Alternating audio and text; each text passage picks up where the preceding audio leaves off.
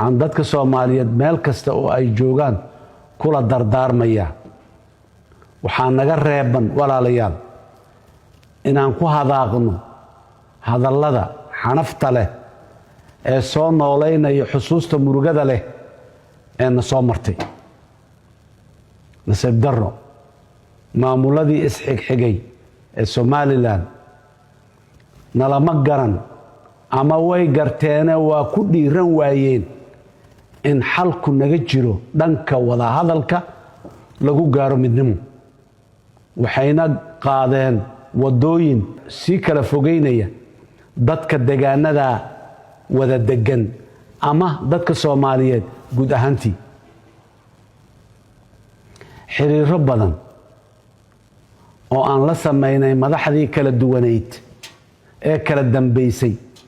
waxaan kor iyo hoos ugu sheegnay in cidda wax kala dhaxeeyaan ay yihiin dadka Soomaaliyeed iyo dawladooda jidkuna yahay wada hadal oo kali ah dagaaladii Sool ee 2023 waxay astaan u ahaayeen sida aanu nidaamka ka jira waqooyiga wadada nabadda uga luntay waxaan dad waaweyn oo qaarkood madax yahay qaarna dhaqan yahay ay marqaati iiga yihiin inta aan ergo iyo codsiba u soo dirnay in dagaalkii laascaano la joojiyo oo wada hadal nabadeed la aado nasiib darro nalama dhageysan natiijadii ka dhalatayna waan u wada joognay sidoo kale MOU-gii sida lama filaanka ah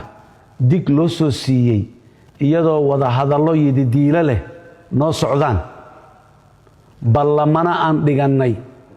wuxuu ahaa waddo kale oo lagu lumay iyadana ilaa markii dambe aanu iska afgarannay dawladdii shisheeye ee darafka ka ahayd